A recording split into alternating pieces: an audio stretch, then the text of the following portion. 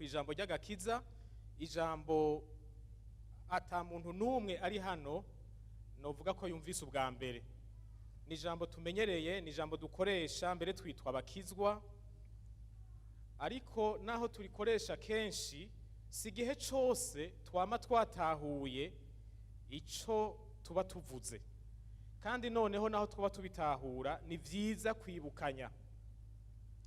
Ndakunda cyane kugaruka ku bintu do base, bya bintu vyo guherako, kuko biriya vyo hejuru bihabwa iforoma na bijya vyo hasi. Udatahuye ivyo hasi ugeze hejuru ubigira ukutariko. Nico gituma naho twoduga ni vyiza ko tuja turagaruka tugasubira hariya vyatanguriye. Ibi bintu twinjiyemo ni biki? Turi mu biki mu vy'ukuri?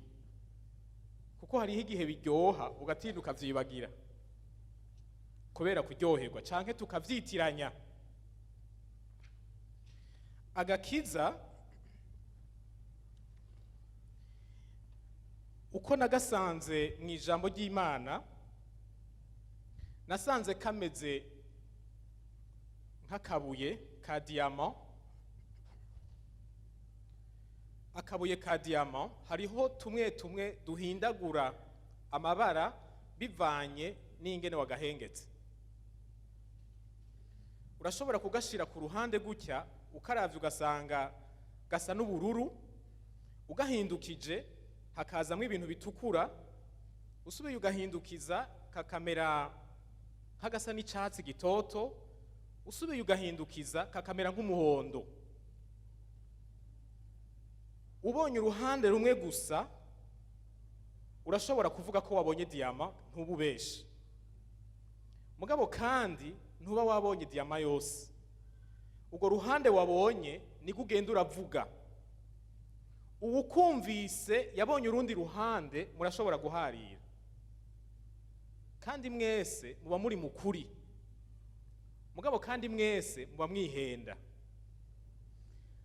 Barigeze kuvuga inkuru y'igikoko cigeze guca ahantu carera uruhande rumwe urundi kikirabura.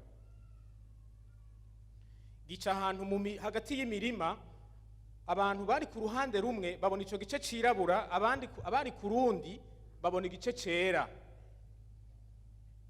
Kirenganye baca baravugana bati, abari hirya bati mwabonye kirya gikoko ingene cera? Abandi bati twari tuzi ko mukomeye amaso, vyagenze gute ngo igikoko cirabura ngo muvuge ngo kirera? Nawe none uwo kwitiranya amabara ntiyo kwitiranya igera n'iryirabura. Bakiriko baraharira gica kiragaruka, mugabo murumva ko cahindukiye. Ababonye ahera baca babona ahirabura, ababonye ahirabura baca babona hera. Bamwe baharira baca baravuga bati bwa bundi vyo mwabonye nivyo vy'ukuri cirabura. Abandi batahubwo niwe mwari mwabitoye, igikoko kirera. Ibihari birabandanya. N'agakiza nuko kameze. Rujya ruhande wabonye sigo gonyene. Ico Imana ishaka nuko izi impande zine tuzitahura zose kandi tukazibamwo zose. Kuko Imana ntiyaduhaye agakiza k'ibice bice. Yaduhaye agakiza kuzuye. Ishaka ko tukabamwo mu bwuzure bwako. Aho tugeza gutahurira ijambo agakiza niho tugeza no kukagenderamwo. Uko dutahura uruhande rumwe tukibagira izo zindi zitatu, niko ubuzima bwacu buhengama buba deséquilibré. Kuko bwubakiye ku ruhande rumwe hakaba hari urundi ruhande cyangwa izindi mpande zitagira ikibanza mu buzima bwacu. Ngerageje gukurikirana insiguro abanditse Bibiliya bahaye agakiza, harimwo ibice bine nyamukuru, nico gituma nagumye mvuga impande zine. Hariho igice citwa gucungurwa, hakaba igice citwa gutsindanishirizwa, hakaba igice citwa kuba abana b'Imana, hakaba n'igice citwa kwezwa. Ni zine. Nashaka tudatevye tubanze tuzirabe mu ijambo ry'Imana. Dutanguriye hehe? Ku gutsindanishirizwa. Mu Baroma igice ca 3 ku murongo wa 23 n'uwa 24. Muri iyo mirongo ibiri washaka mu murongo umwe uwa 24 niho dusangamwo izi mpande zibiri z'agakiza, gutsindanishirizwa no gucungurwa. Abaroma 3 23 na 24.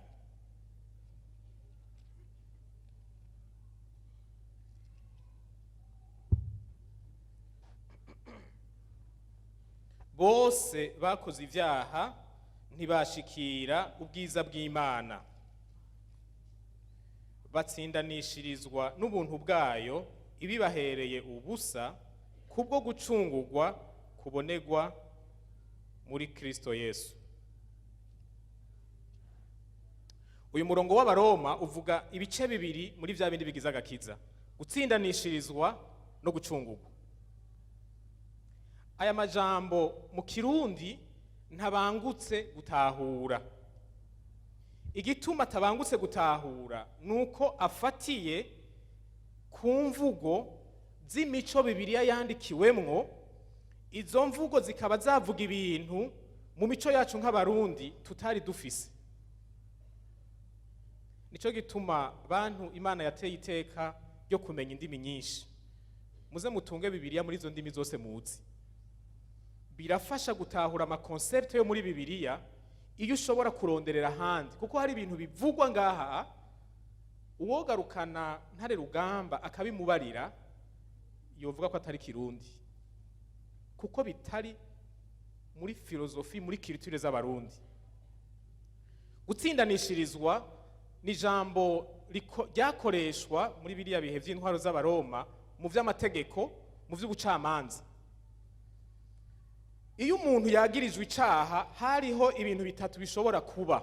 Icambere kwari ugutsindwa, bakagira amatohoza bagasanga yaragikoze, hanyuma bakamucira urubanza.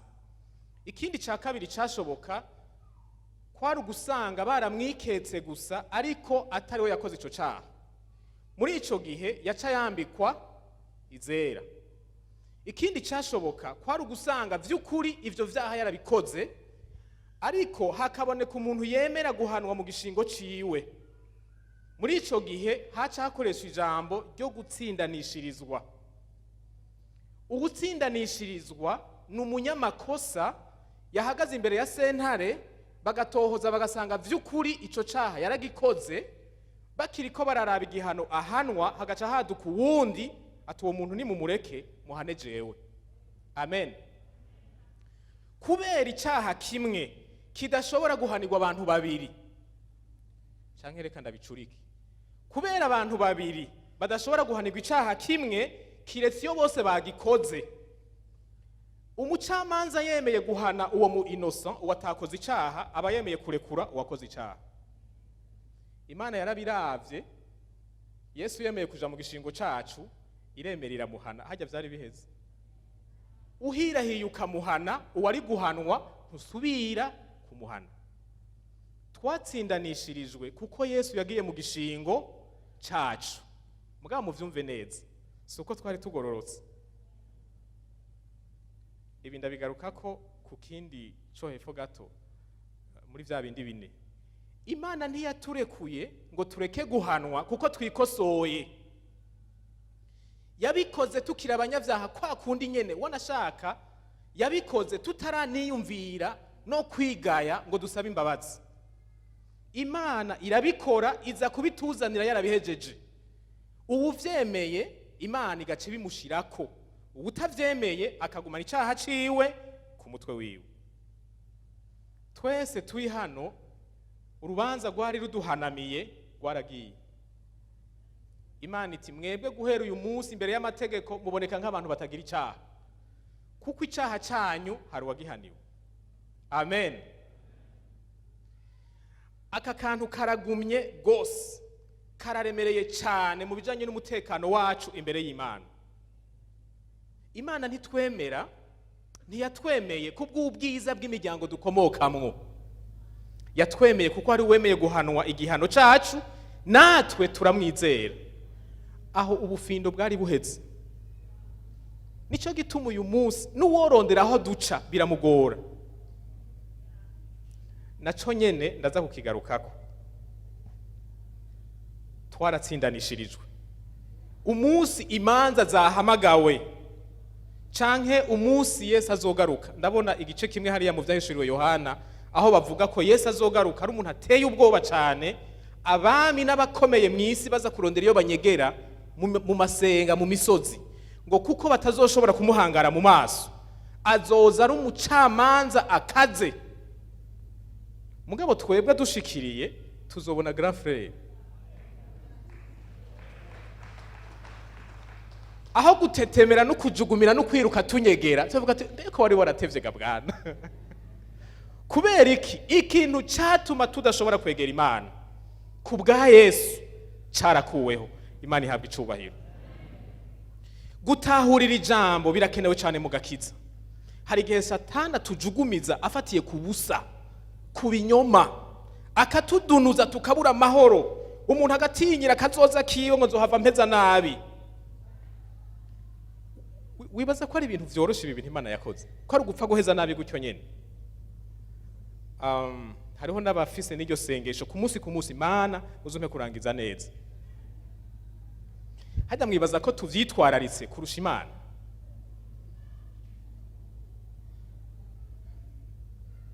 Ibi bintu Imana yapfunditse biciye mu rupfu rw'umwana wiwe, ntimwibaza ngo ni ibintu vyoroshe ngo no gupfa kunyiganyiza. Turi ahantu hari sécurisé kurusha uko twovyiyumvira. Yesu yabwiye abigishwa biwe ngo abi Imana yampaye nta muntu ashobora kubankura mu minwe. Kandi iryo jambo burya twebwe ntitumva ingene riremereye. Satani ni wagyumva, ni wazi ingene bimugora iyo ariko araduhiga. Nta n'ivyo tubona, kuko Imana ntitegereza kudusigurira ivyo yarayikoze mw'ijoro kugira ngo nitugire ico tuba. Iratureka tukiryamira, tukarota, tukaravuta, tukabivangavanganya, iri ku gikorwa cyo gukingira abantu bayo. Amen. Kuko twarayigoye, twavuye kure, yaturonse biyigoye, nico gituma idafyina ku mutekano w'abantu bayo. Amen. Hari abantu Satani abuza amahoro n'ivyaha bihanye, bakumva umenga ntibahariwe. Kwakira imbabazi z'Imana bikabagora. Ivyo bikomoka ku kudatahura uru ruhande rw'agakiza, uruhande rwitwa gutsindanishirizwa. Paulo yanditse ngo dufise amahoro imbere y'Imana. Ubu Imana yuguruye umuryango tuca twinjira. Kandi nitugenda tumaramara, ntitugenda twiyumvira ivyaha twakoze. Hariho inkuru yo mu gitabo citwa Ingenzi, ni inkuru y'ibintu bitabaye mugabo bivuga ibiba. Baravugamwo ikidayimoni citwa Apoloni. Ico kidayimoni ngo cahuye n'umuntu umwe yitwa mu Kristo, yari umuntu yizera Imana. Kiramubaza yagiye, baraharira gato, gica gitangura kumwereka igituma adakwiye kubandanya urwo rugendo, ngo kuko yakoze ivyaha vyinshi. Kirabidondora gihejeje, atahubwo wavuze bike, ivyo nakoze biruta ivyo. Mugabo umwami nizera yarabimpariye vyose. Igikomeye subuke bw'ivyaha twakoze, n'uburemerezi bw'imbabazi twagiriwe. Amen. None rero kudatahurira ijambo ryo gutsindanishirizwa bituma tubaho mu buzima bw'ubwoba, kutabona ko ivyacu ari bizima, ko biramye, gutinya ko nzohava mpfa nabi. Upfa nabi gute? Imana iganjira upfu ko ari we papa wawe. Wibaza ko yorutuma itaguteguye? Kwizigira Imana biheraha kumenya ko yakoze ikintu gikomeye kiruta ivyo bindi uyizigiyeko. ariko reka tuje ku ruhande rwa kabiri. Uruhande rwa kabiri ruri muri iki gice nyene ujya murongo twasomye wa 24. Burya n'ujya mutama Paulo hari gihe yavanganye ibintu biremereye gose mu majambo make, ari navyo bituma rimwe na rimwe tutatora uburemerezi bwavyo, kuko adafata kimwe ngo agishira ukwaco abanza gisigure. Mu vyigwa nize harimo ubuhinga bwo kwandika. Mu vy'ukuri Paulo duhuye je no mubaze gituma yafata ibintu biremereye vyose akabishira mu iryungane rimwe. Erega bijya biracanganya abasoma Paulo, ariko Imana ishimwe yaratanze mpemu yera aradufasha kubitora. Icya kabiri ni ijambo ryo gucungurwa. Gucungurwa ni iki? Gucungurwa ni imvugo yakoreshwa mu budandaji, ubudandaji bw'abaja, aba esclave. Umuntu yacungurwa yaba ari umuja. Wewe ugiye mu rugo rw'umugenzi wawe, muri abantu b'abatunzi, ukabona umwana w'umusore w'umuja w'uwo mugenzi wawe akagutera ikigongwe, ukipfuza kubona uwo musore yidegemvya, wacu uvugana na sebuja agaca kubarira ikiguzi. Ico kiguzi bacita incungu. Ayo mafaranga canke ivyo bintu bitanze, uwo musore yaba yidegemvye, yacaronka umwidegemvyo. Ariko mu vy'ukuri utanze ikiguzi gihumuja umwidegemvyo yabahindutse umuja wawe, kuko ni wewe waba umuguriye umwidegemvyo. Kiretse wewe nyene umubwiye uti sinshaka gukoresha nk'umuja, nashaka ko widegemvye. Yesu yaratanze incungu ubuzima bwiwe, ahejeje kubutanga aca aratubwira ati murabona ko ndababohoye ubuja bwa Satani. Ico nipfuza nuko mwemera mukaba sumi kuri autorite yanje. Ubishaka aze, ubutabishaka abigira uko abishaka. Mugabo utemeye kuza kuba umuja wa Yesu, uguma muri bwa buja bwa Satani. Iyo tuvuga ngo turidegemvya, ntituba turiko turavuga kwa kwidegemvya k'ubuhene bwo muci. Umwidegemvyo wacu ushingiwe akarimbi no gushaka kw'Imana. Imana ntiyaturekuye, ntiyatubohoye kugira ngo twigire uko dushaka. Yatubohoye kugira ngo tuze munsi y'ububasha bwayo. Ubwo bubasha bwayo nabwo bwubakiye ku rukundo rwayo. Imana ntidutwaza umukazo, Imana iturongorana urukundo. Kuvuga ko twacunguwe rero birafise ingaruka ku buzima bwacu. Igihe abakristo b'i Korinto bategwa n'ingorane zitewe n'imico mibi y'igisagara babamwo, bagafata ubuhumbu bakabubona nk'ibisanzwe. Ngira ngo abamaze gusoma bijya vyete muramaze kubona ibintu nk'ivyo Paulo yababariye. Yarabandikiye icete ca mbere mu gice ca 6 umurongo wa 18, arababwira aterega ntimwiganza, ntimurabanyu, vous n'appartenez pas à vous-même, ko mwemeye gukizwa, mwemeye kuba abacunguwe, mwemeye kuba abaja b'Imana. Iyo mibiri yanyu ububasha bwo kuyikoresha uko mushaka mwarabutakaje. Amen. Kudatahura ibi biri mu bituma abakristo benshi babaho ubuzima bw'ubugarariji kandi bari mu nzu y'Imana. Yesu akaba umwami mu bihe bimwe bimwe, mu bindi bihe bagaca bamusubirira bakaba abami b'ubuzima bwabo. Imana ikaba umwami w'ubuzima bwabo mu bintu bimwe bimwe, mu bindi culture zabo akaba arizo zihinduka Imana. Imana ikavuguruzanya n'umuco, mugabo umukristo akaguma muri uwo muco abona neza kunyuranye n'ico Imana ishaka. Mumbabarire nigira imbere gato, jewe ndakunda cyane kuvuga ibintu atavyo gucisha ku ruhande, kuko hari igihe ucisha ku ruhande ugasanga abanyegeje ukuri. Turafise utugirwamana mu buzima bwacu. Hari ahantu dushika ivyizegwa bicuritse vy'amoko yacu bikaba arivyo bituganza kandi binyuranye n'ico Imana ivuga. Uko nukubaho nk'umugarariji mu nzu y'Imana. Hari ahandi dushika imigambwe turimwo ikavuguruzanya n'Imana kandi tugakurikirayo. Iyo ndahageze ndavuga nti nimuhitemwo Imana musenga. umwami aganza uwundi. Hari ahandi dushika ibigezweho la mode bikaba arivyo biganze ubuzima bwacu kandi binyuranye n'ico Imana ivuga. Kenshi biratumwa nuko tudatahura ico Imana ivuga, ahandi bigaterwa nuko tudatahura kuba bacunguwe ico bisigura. Ubu buzima bw'ubugararije mu nzu y'Imana iyo ngerageje kubushira mu mvugo twogerageza gutahura, ni nk'uko wotaha muhira tuvuye hano ugatora ca kirahuri ukunda kiri mu kabati kugira ngo uniwe amazi, niwe wakiguze kigaca gitaruka kikakwiyaka kiti unywesha kubera iki?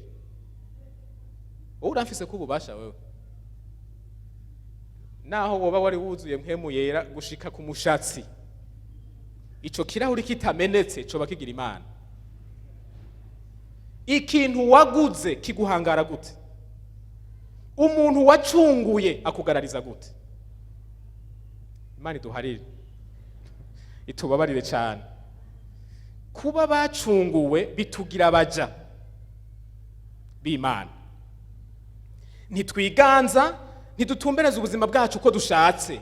Turafise uwatuguze aganza ubuzima bwacu. Muri uko kutuganza atuganza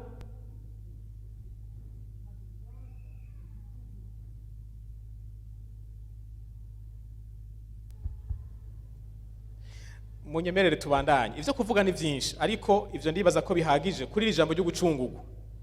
Redeemed bidushira ahantu ho kuba abantu batakaje ububasha bumwe.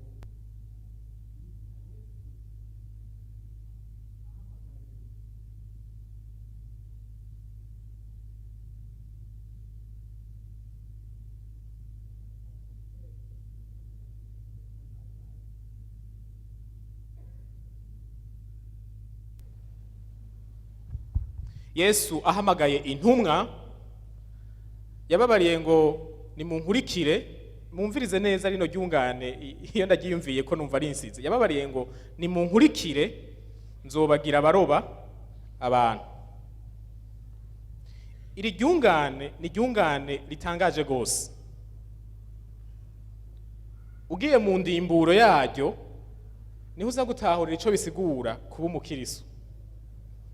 Ritangura rivuga ngo nimunkurikire, nukuvuga mwebwe ni mwebwe mukora, ni mwebwe musabwe kugira ico mukoze. Vous êtes le sujet. Yesu nawe mumukorera ikintu, c'est le corps.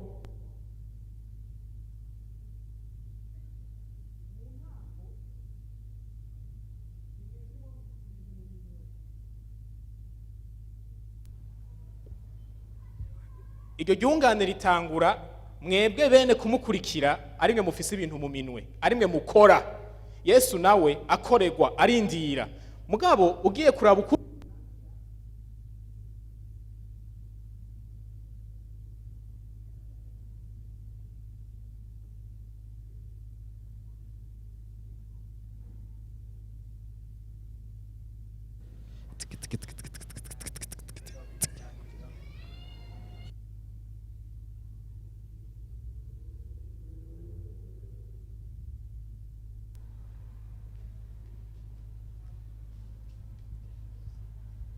ugiye kuraba ingene iryo ryungane rirangira, uwakora ahinduka ugukoregwa, uwakoregwa agahinduka ugukora. Mu nkurikire, mugabe bizokurikira je nzoca ndabikora, nzo bagira. Iyo ukurikiye Yesu uba wemeye ko kugira icyo ashatse. Ntushika hagati ngwe bwana Yesu ngo reka tuje ngaha mugabo ngo aha niho sawa. Wemeye kugenda uja aha kujanye. Uratakaza uburenganzira bwo guhitamwo icuba iyo uja ivyo ukora. Wemera kuja inyuma akaba ari wahitamwo iyo muja. Iri jambo riragaruka kuri ryari niryo gucungurwa. Kwemera ko twacunguwe n'ukwemera kuba baja b'Imana. Naho nkoresha ijambo rigoye kuba umuja, ntitubabaja vy'ukuri. Wanashaka umwe yaririmbye ngo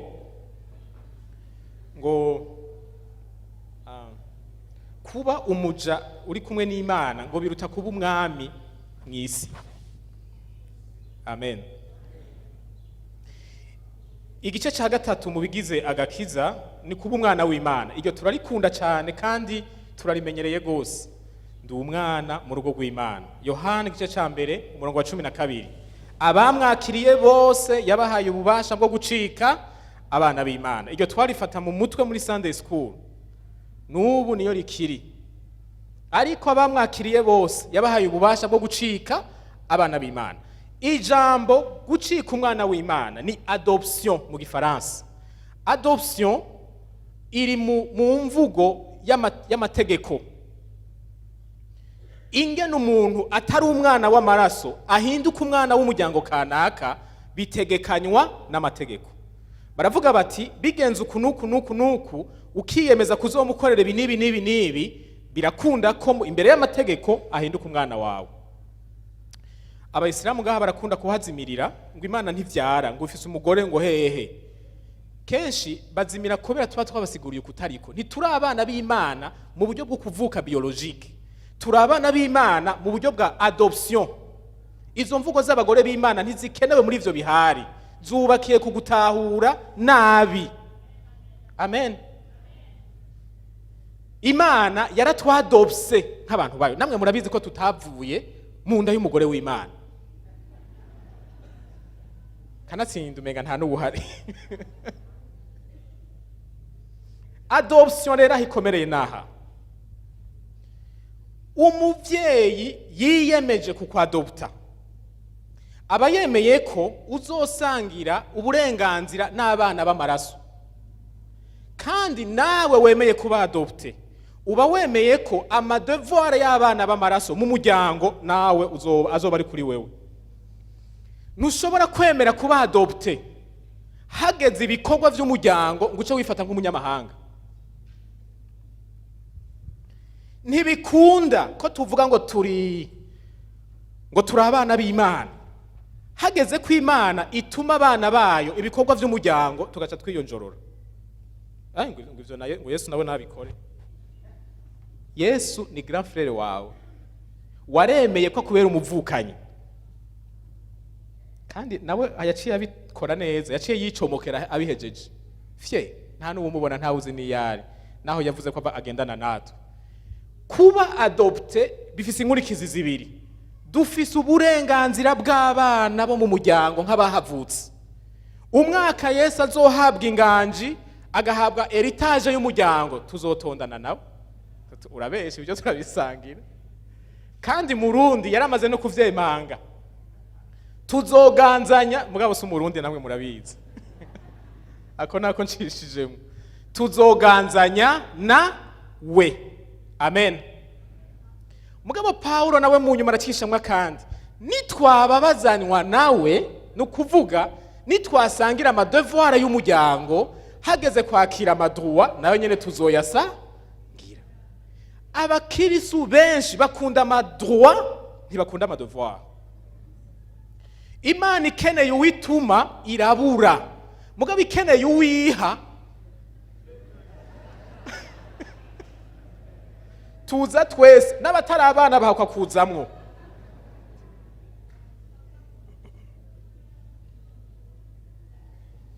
Murabona ko kandi ibi ni vya kera. Amadroit aroroshe, imigisha, imihezagiro, amagara meza. Hari iyindi nkuru nigeze kumva bavuga ngo hari ahantu mu gihugu carimo intambara ukuntu hanyuma abantu bamwe bariko barasenga haca haza abantu batatu bafise inkoho biyoberanije baca babwira umuvuga butumwa bati ivyo bintu uri kuradendekeranya ngaho banzo hagarike. Hari kibazo twifitiye dushaka tubaza aba bantu bari ngaho. Ninde yiteguriye gukubita urusasu rwo mu mutwe kubera Yesu? Ubu vyiteguriye agume ngaha. Mugabo utavyiteguriye turabahaye iminota 5 mukinjure. Ntibarindire ko iryo ryungane rihera. Mu misegonda 15 kandi muri uwo mwanya n'amadirisha yose yahindutse imiryango. Abantu baraguruka wibaza uti bwa bundi dufise abatrete besha. Harasigara bake ba bagabo baca barikura ko vya bintu bifuse mu maso bati pastor bandanye ubutumwa natwe turaba Kristo twashaka gukuramo indyarya. Iyo hageze ku Imana ituma abantu ibintu bikomeye duca tumera nk'ibihere bakirije kwa matara, kimwe cyose gifata direction cha turonka ama raison. Hafe ndibutse ko nzoba mfise n'urubanza muri iriya ndwi, hariho ibintu bifatiriye duca turondera ibintu bidufatira. Mugabo umunsi hoza umumarayika akavuga ati ejo saa 10 z'agatondo nzoba mpagaze hano kugira ndabaha imigisha. Hariho abantu batotaha ngira bati inzara igomba inyice, mugabo ndarindirira aha kuko nkahava sinzi ko nsanga abandi batahuzuye. Amadroit turayakunda cyane, mugabo kuba umwana bijana n'ama devoir. Il faut que duhindura ntitubeho ubuzima buri déséquilibré. Muze musome Abaheburayo 11 abantu Imana yita abahizi mu kwizera. Musome ubuzima bwabo bose atanumwe avuyemwo, n'abantu babayeho ubuzima bugumye cyane butewe no kumvira Imana.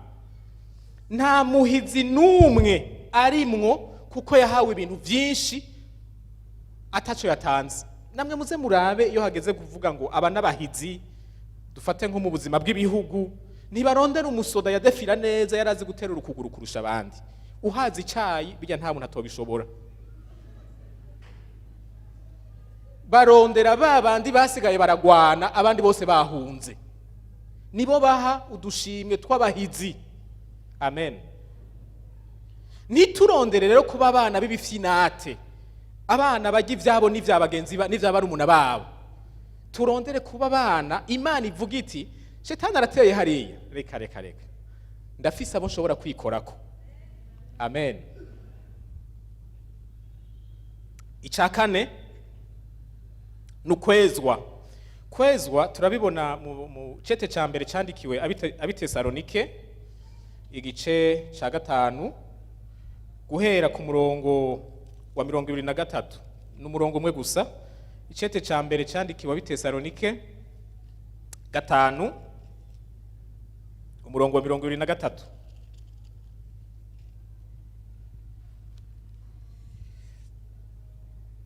Kandi Imana nye n'amahoro ubwayo iba ariyo ibeza muri vyose, impwemu yanyu, ubugingo n'umubiri vyose hamwe bizigamwe ngo bizosangwe bitagira umugayo aho umwami wacu Yesu Kristo azozira.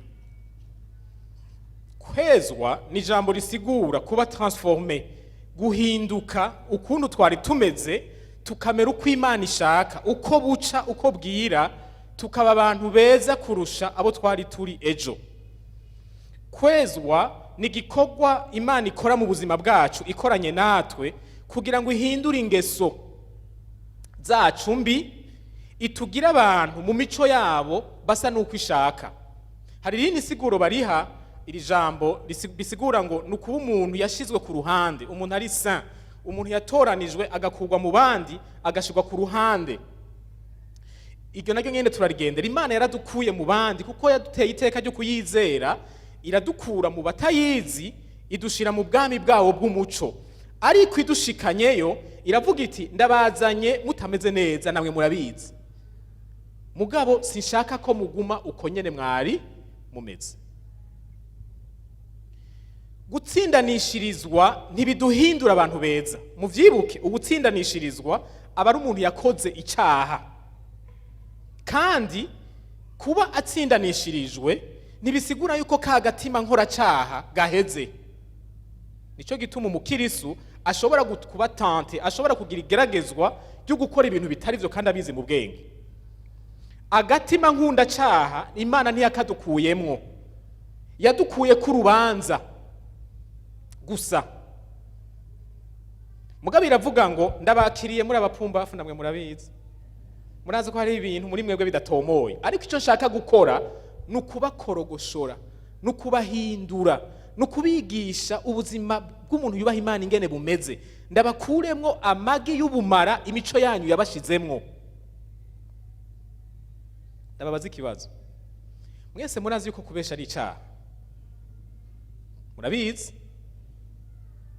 Mugabo muramaze kubona ingene umurundi bimworohera kubesha? Muramaze kubona ko iyo hageze ko tuvuga ikinyoma tugira creativité iteye ubwoba, kandi mu mwanya muto. Hari ukuntu ubwonko bwacu, kuko twakuriye mu muco wigisha abantu kubesha, bwamaze kumenyera kunyarutsa gufyatura ibinyoma. None uko sukuri, reka tuvugane ukuri, murazi ko ataco duhishanya imbere y'Imana. Umwana umwigisha aramubaza ejo warihe, mu musegonda umwe aba yamaze gutora ingwara. Baravuga abagabo babatumiye mu nama, kandi ngo bari abakiristo, inama badashaka kujamwo. Bahejeje kubatumira bari abagabo babiri, baravuga ati none tubigenze gute kugira ngo ntituje muri irya nama? Mugabo ntibari babivuze bakiri ko baratumirwa. Umwe ati ntibigoye, reka tugware. Uwundi ati wahura cyari kura bivuga, je namaze kugwara nsigaje gutora izina ry'iyo gwara gusa.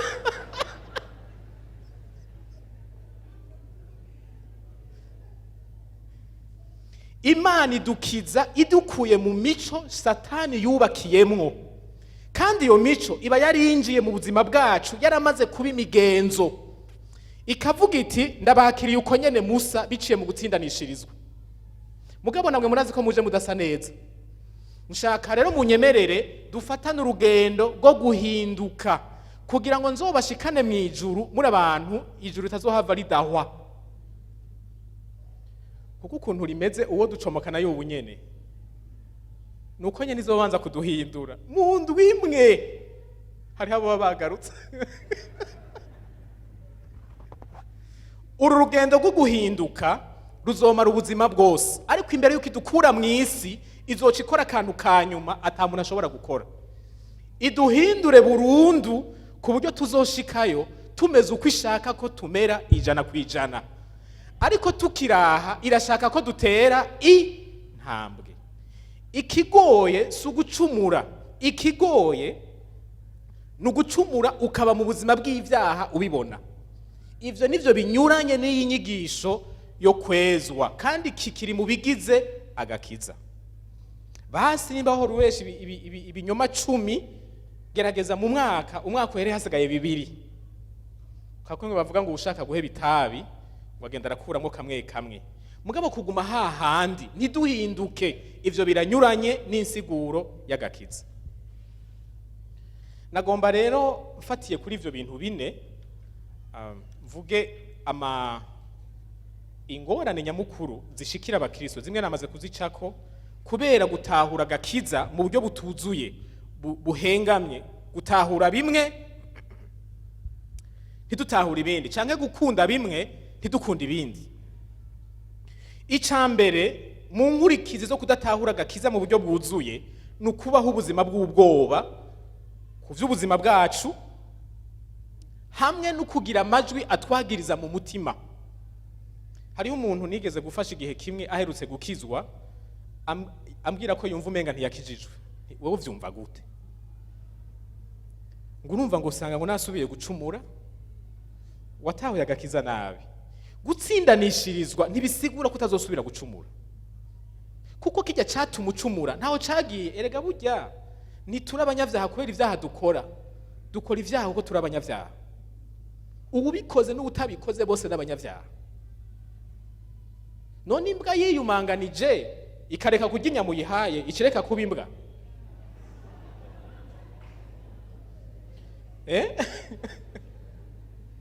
Ikitugira abanyavyaha ni ka kantu bita nature pécheresse.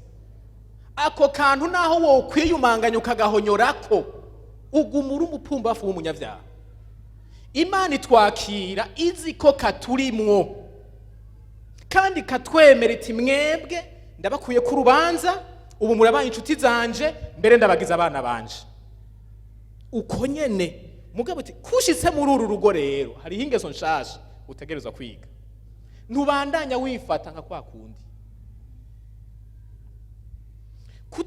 Kutakira imbabazi z'Imana bisigura ko tutatahuye gutsindanishirizwa icarico. Gusubira ku bintu wihanye ukumva umenga uragize uruhagarara, uwo ni Satani ariko aragutera ubwoba. Imana yarabihejeje mu ijambo ryayo Abaheburayo 7:25, 11 ntivyokunda ko ndayisoma, haravuga ko ngo ishoboye gukiza gose abantu bose bayitakambiye. Imana ntipfupfahaza, Imana si umufyitirizi, Imana ntigerageza, hagerageza abana b'abantu. Imana irakora kandi icikoze kiba kiri parfait. Amen. Agakiza kacu si ibintu vy'amapfundo, si ibintu vyo gufyitiriza, ni ibintu vyuzuye biramiye bikomeye na Satani ntashobora kubinyeganyiza. None ishengero mubona ari ikintu cy'igitangaza gikomeye kuri iyi si? Ntimubona ko rimwe abantu bagwara nk'abandi bose, abantu bapfa nk'abandi bose? None imyaka 2000 amaze Shetani atakindi kintu akora atari kurigwanya, mwege mubona yararishoboye? Ntiryamunaniye umenga nta nguvu rifise. Hari umuhinga umwe w'umwanditsi w'umufaransa yari umupagani atemera ivyo kwizera, umenga n'uraha yitwa Molière. Harageze igihe yandika aravuga ati mu myaka 100 guhera uyu munsi nta mukirisu azoba kiri kuri iyi si. Bari abantu b'incabwenge bari bahagurutse bagwanye ikintu cyose citwa kwizera, bubahwa ku isi. Murazi ko no mu mashure tubiga nta mukirisu azoba kiri muri iyi si, kandi iki kintu bita Bibiliya abantu bazoba basigaye baje kukiraba muri musée, baje kuraba ico kintu citwa Bibiliya ingene cyase. Yariko aravugishwa mugabo yavugije ibintu bicuramye. Imyaka 100 iheze yari yarapfuye, intebe yandikira ko ibitabo yari yaguzwe n'ishengero niyo ryakoresha mu kuvuga ubutumwa. Iyo nzu yabamwo yaguzwe n'ishengero ihinduka depo y'amabibiliya. Amen. Burya Imana ntifyina, ikoze ikintu iragikora. Naho utobona kumenga kiragumye, ni kubera ugutahura guto kwacu. Yarakoze ibintu bikomeye, ntugate umutwe ngo nzohava mpeza nabi. Mama sha upfe kuguma mu kiganza cyayo gusa, mpeze ndaba umuntu agukura muri ico kiganza. Ntuvuge Satani warabizi ko atonagerageza. Umwaka yagerageje ayo yabonye nubu aracicuza. Umwaka simbira mu barongozi b'amashengero b'amadidini no mu banyepolitike ngo bicishe Yesu ngo umugambi w'Imana upfe. Agize gutya asanga ahubwo yawushikije. Amen. Gutinyira kazoza kacu. Imana ntiyatugize abantu bayo ngo ice yiruka idute twenyene. Yesu yavuze ngo nzobana namwe imisi yose gushika ku muhero w'isi. Ni wabona ugize icubaye, uzubaza Imana uti Imana vyagenze gute? Ntuzukekeranye, Imana ibibiretse ibibona. Hari umupastori umwe bavuga yarizigiye Imana arageza kure.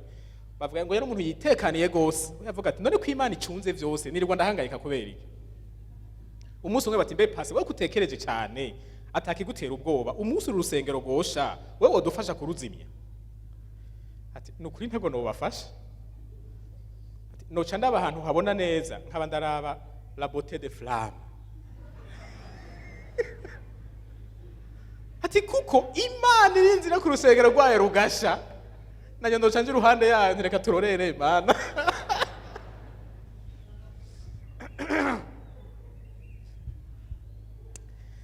Abaroma 8:3 gushika 3:5. Ni igiki cyo dutera ubwoba? Ni igiki cyo dutandukanya n'Imana? Eheraba ibintu vy'Imana aho vyugariye. Mbaye wa murundi ngo binyoganyuga bigumye ngo ni ndahaye imihuba. Umenga ni ibintu bidafashe, umenga bigira bihenuke. Mugabo ntaho bica. Ico gice kivuga ngo Imana niyo yadutsindanishirije. Niyo yafashe ingingo yo kudukura ku rubanza. Yesu niwe yaducunguye, niwe yatanze ikiguzi cyatumye turonka uko gutsindanishirizwa.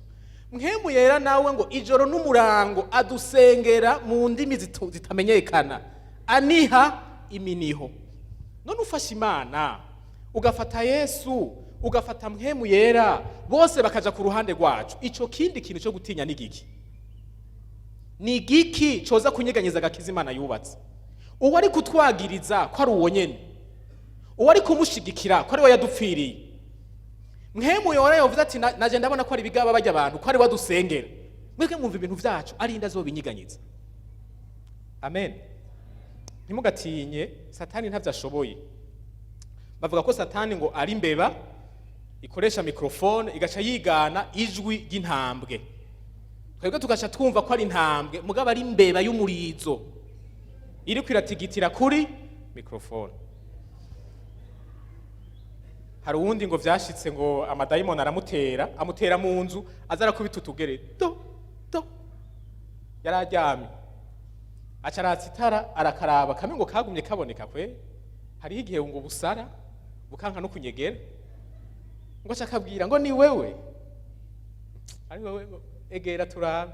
Aca yipfuka agashuka arisinzirira. Korako kuri umugabo. Hada mwibaza ngo turoroshe, tugenda hageze. Icya kabiri nico kubakira kumigisha gusa. Ubuzima bw'umukristo burimo ibyiza nivyo, kandi ibyiza byinshi muri ivyo bihagaze kuri ibi bintu tutarashikamwo. Agahinda karacaza. Hariho ibintu byiza byinshi bitaragaragarira amaso y'abantu. Mugabo urundi ruhande rurimo no kugendera mu madevoir y'abana b'Imana. Mana ushaka iki muri iyi generation yacu? Ushaka iki? Urakeneye umuyobo? Umuyobo muramuzi? Urakeneye umuyeremiya, umuntu ashobora guhangara amahanga akayabwira ati ivyo bintu muriko murakora si byo. Bashaka bakamupfunga bagata muri vya binogo bakagira ivyo bashatse, mugabo umuntu yubahuka akabwira abantu bari mu nzira zitarizo ko atarizo. Ni vyiza ko twibuka ko Imana idukeneye mu gushitsa umugambi wayo hano kwisi. Imigisha tuyakire, ariko kandi dukore n'ivyo Imana idushakako. Nari gutanga ibisomwa bindi, ariko reka ndabireka. Timoteyo wa kabiri ku murongo wa 3 honyene niho nza kuvuga, havuga ko turabasoda. Abasoda nabo murazi ico babereyeho. Turi mu muryango uri ku rugamba. Twasanze umuryango w'Imana uhanganye n'ubwami bw'umwiza. Nidushobora gukwepura urugamba kiretse twemeye kuba abana b'ibigaba, canke twiyatse uburenganzira bwo kuba abana. Tuzoganzanya nawe nitwababazanywa nawe. Icanyuma nukubaho tudahinduka, kumva ko kuba mu vyaha ari bisanzwe. Si bisanzwe.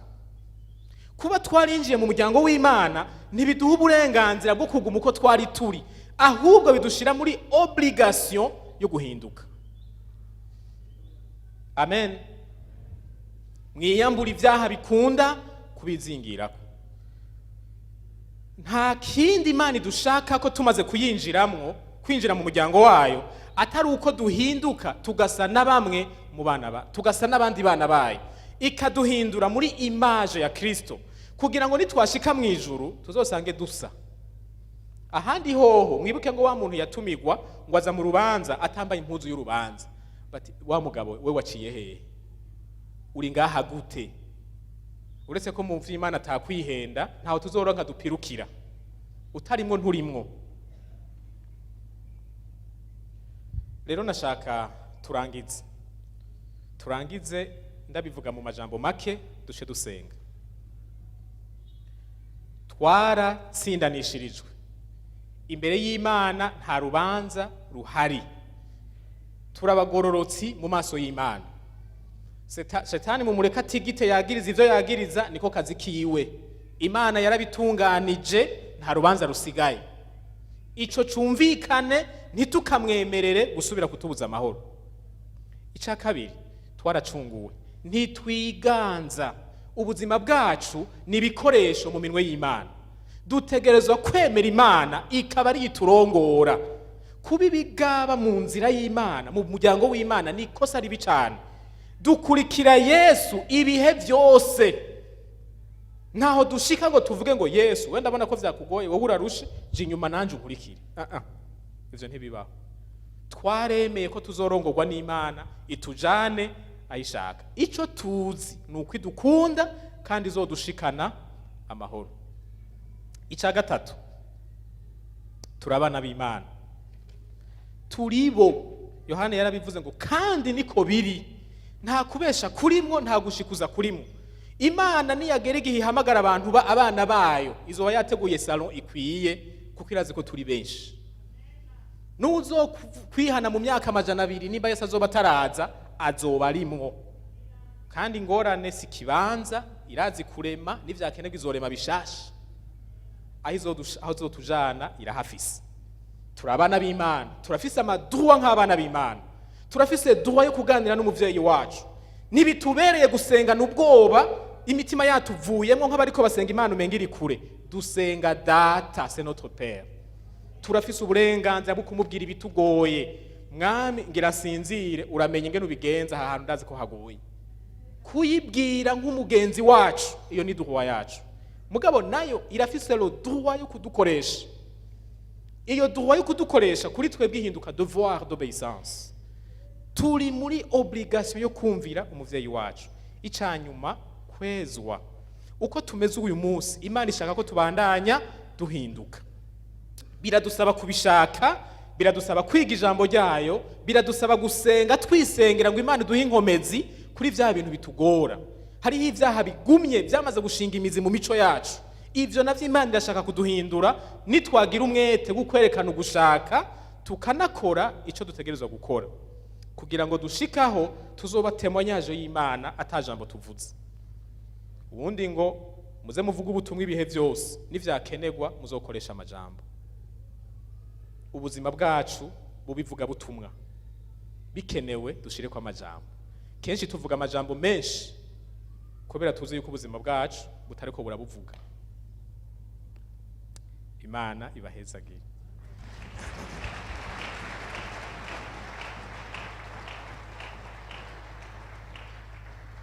Igihe nariko ndategura aya majambo narayishizeko. Navuga ntibi bintu ndiko ndabona ndabigendera. Nararonse umwanya wo kugira ku ruhande rwanje. Kubishira mu ngiro, gusaba Imana ishoboza aho bingora, nashaka nsabe. Nimba hariho umuntu yasanze hariho uruhande kabisa yari yibagiye.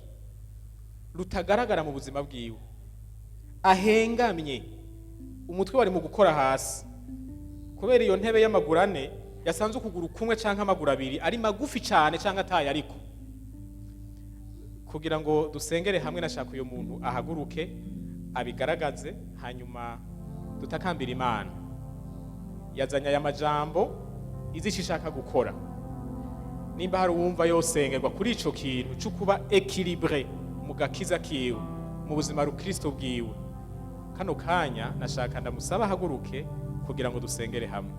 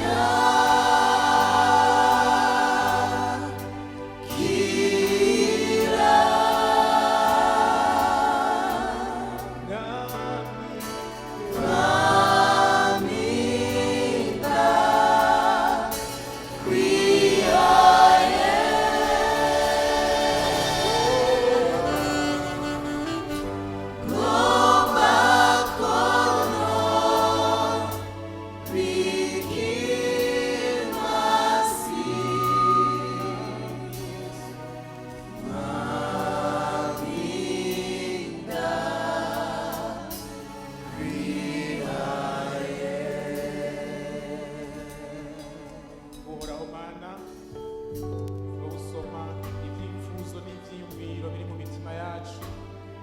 Turagushimiye kubw'amajambo yawe, amajambo yo kutwibutsa, amajambo yo kudufasha kumenya neza ibyo watwinjijemwo, ibyo twiyemeje kubamo, kugira ngo ntitubeho tutuzuye nk'uko ubishaka Mana.